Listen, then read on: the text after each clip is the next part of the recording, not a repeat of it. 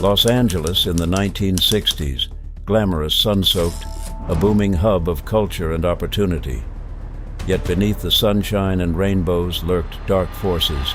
A routine traffic stop spiraled into a night of terror, deceit, and tragedy.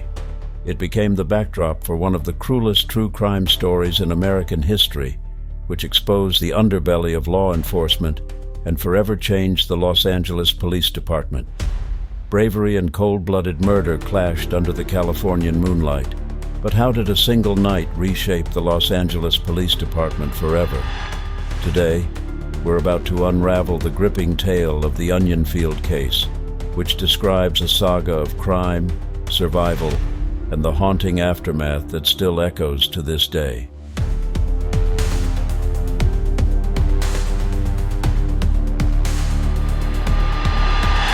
On the quiet night of March 9, 1963, Los Angeles Police Department officers Ian Campbell and Karl Hettinger, aged 31 and 28 respectively, were on duty in an unmarked police car, navigating the lively yet treacherous streets of Hollywood.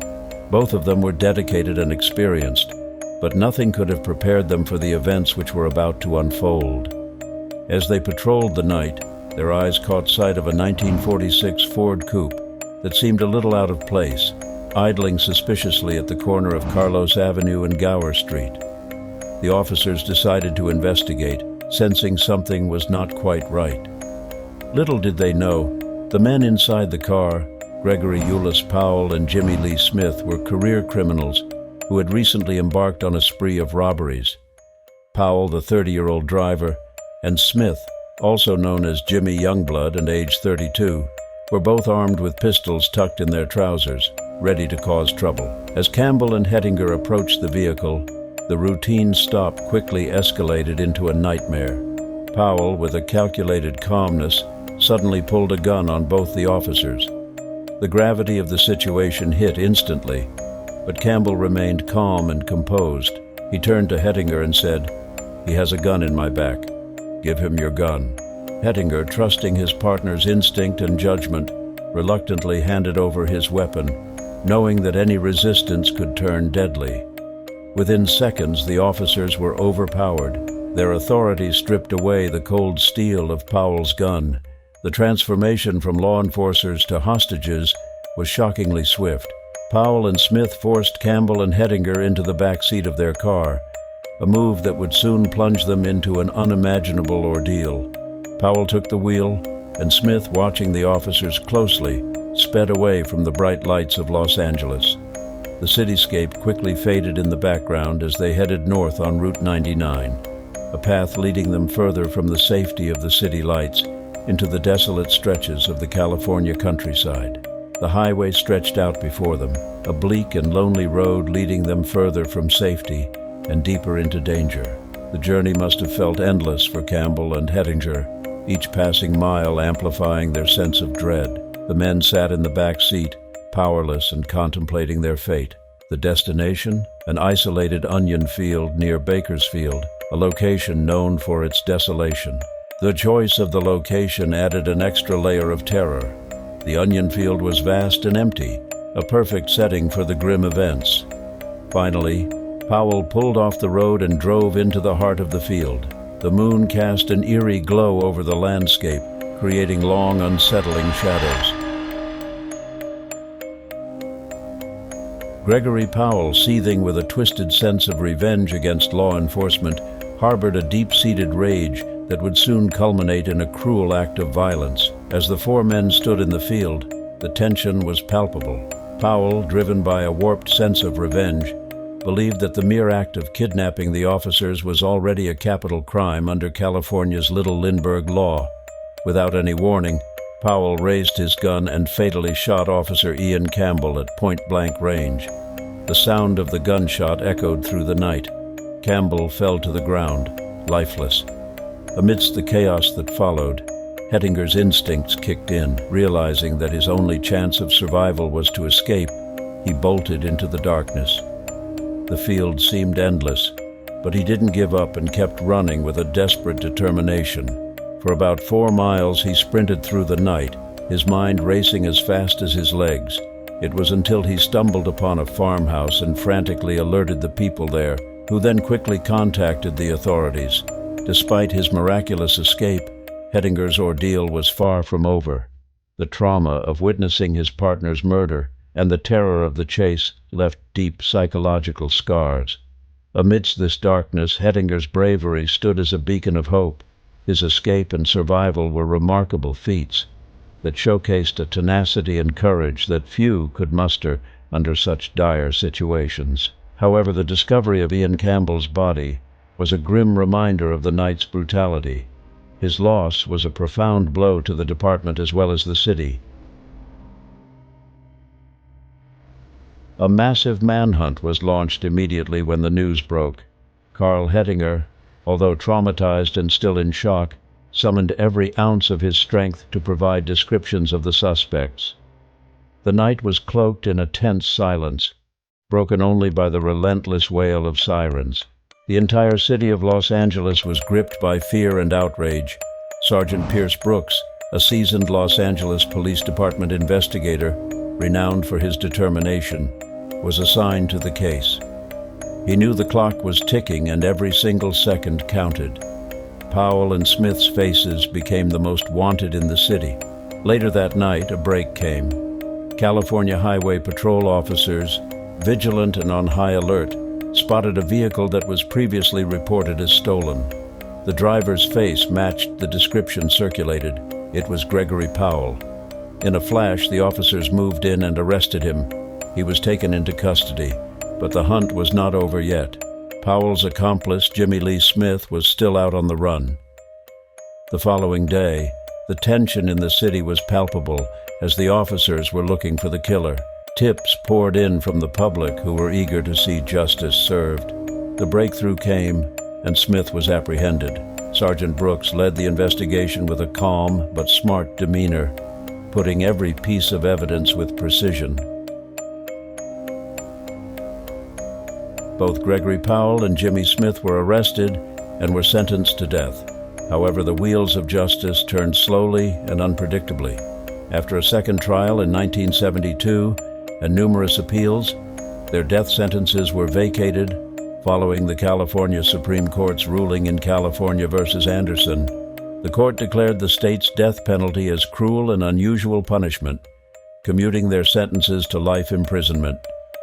The story took a significant turn in April 1982, following the release of Jimmy Lee Smith from prison. Valerie Campbell, the daughter of the slain Officer Campbell, was determined to keep justice intact. She reached out to John Mancino, the founder of Citizens for Truth, an organization that had successfully campaigned to rescind the parole date of Ciron Ciron, the man convicted of assassinating Robert F. Kennedy. Together, Valerie and Mancino drafted a petition to have Powell's scheduled release rescinded. Fueled by a passion for justice, they gathered an astounding 31,500 signatures in just 3.5 weeks.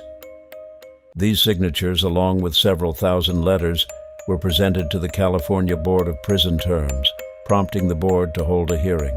The outcome was a victory for the Campbell family. Powell's release date was rescinded. Yet, the fight was far from over. Powell's attorney took the matter to Solano County Superior Court, where Judge Ellis Randall ruled in favor of Powell. The judge deemed that the public outcry, led by Citizens for Truth, was the sole reason for rescinding Powell's release, which he legally found improper. Randall ordered Powell's release within 10 days, setting the stage for a dramatic legal battle. Valerie didn't give up and joined forces with John Manson, Dr. Howard Garber, and Citizen for Truth's attorneys. They then filed a legal brief in the First District Court of Appeals in San Francisco, demanding that Powell remain behind bars. Both the appeals court and the California Supreme Court sided with the group, ensuring that Powell would spend the rest of his life in prison. On January 27, 2010, a parole board hearing once again denied the suspect's bid for freedom. Paul Weber, the Los Angeles Police Union president, had strongly urged the board to deny parole, calling Powell a vicious murderer who has not yet paid his debt to society. In a final twist of fate, on October 18, 2011, the California State Parole Board denied his compassionate release despite his terminal prostate cancer diagnosis. The board noted that Powell did not wish to be released and was likely to be uncooperative if paroled. On August 12, 2012, Powell died at the California Medical Facility in Vacaville at the age of 79. Jimmy Lee Smith's post-prison life was equally bad. Although he was released, he found himself repeatedly in trouble with the law due to drug-related parole violations. In December 2006, Smith failed to report to his parole officer, prompting an arrest warrant. 2 months later, a man matching his description was detained in Los Angeles' Skid Row area. He was indeed Smith and was arrested, charged with violating his parole, and sent to the Pitchless Detention Center in Castaic, California. In April 2007, he died of an apparent heart attack at the age of 76. The Onion Field murders triggered a nationwide debate about police violence and the psychological consequences of police operations. The Los Angeles Police Department changed its training to emphasize officer safety and de-escalation techniques. Despite his miraculous escape, Hettinger's ordeal was far from over. The trauma of witnessing his partner's murder and the terror of the chase left deep psychological scars. When he returned to the Los Angeles Police Department, he expected support and understanding from his colleagues. Instead, he faced suspicion and scorn. Many within the department questioned his actions that night, wondering why he had not been able to save Campbell or prevent the abduction in the first place. This lack of support compounded Hettinger's emotional trauma. He felt alienated from his fellow officers and burdened by an overwhelming sense of guilt. In the annals of law enforcement, few stories resonate as deeply as that of Officer Karl Hettinger. His harrowing experience on the night of March 9, 1963, became a chilling lesson for police officers everywhere. This fateful event not only changed Hettinger's life forever, but also served as a stark reminder of the dangers police officers face every day. In the aftermath, the Los Angeles Police Department turned Hettinger's ordeal into a training video, using his experience as a crucial example of what not to do when stopping and approaching a vehicle. This training tool aimed to prevent future tragedies by educating officers on the importance of maintaining tactical advantage during traffic stops.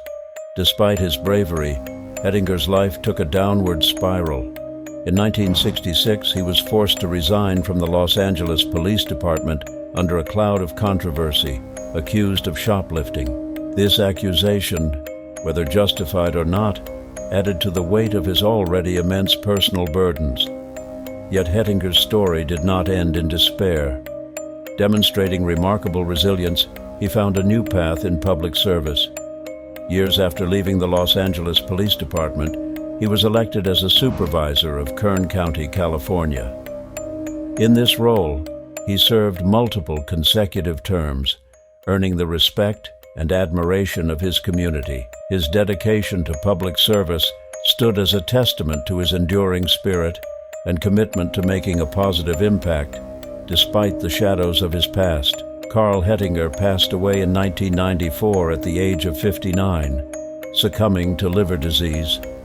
His story, marked by tragedy and redemption, continues to serve as a powerful reminder of the sacrifices made by those in law enforcement and the profound human capacity for resilience and renewal. The loss of Officer Ian Campbell left a profound void in the Los Angeles Police Department. His untimely death was a stark reminder of the perils faced by those who wear the badge. For his family, friends, and colleagues, Campbell's murder was an unimaginable tragedy, cutting short a life dedicated to service and protection. Campbell's legacy, however, was far from forgotten. His bravery and sacrifice continued to resonate within the community and beyond. To honor his memory, the city of Los Angeles took significant steps to ensure that Campbell's heroism would be remembered for generations to come.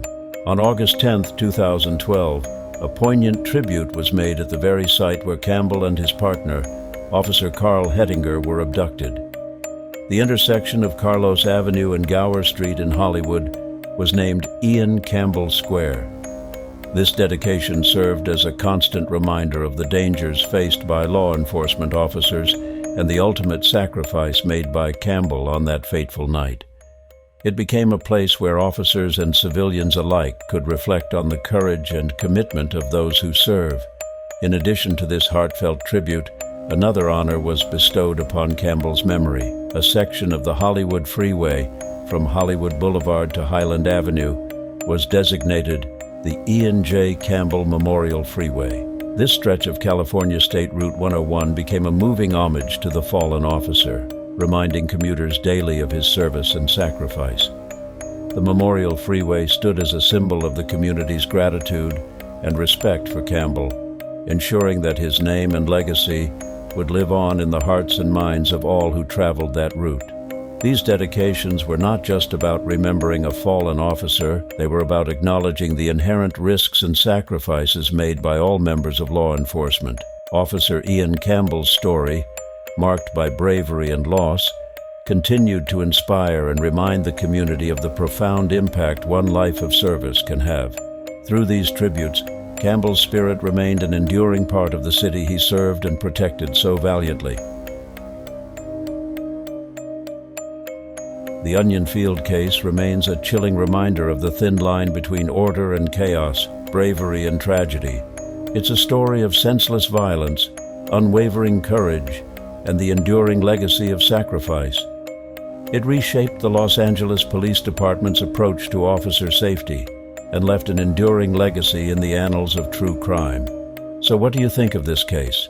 Have you watched the movie which was based on this crime, or read the nonfiction book The Onion Field by Joseph Wambaugh?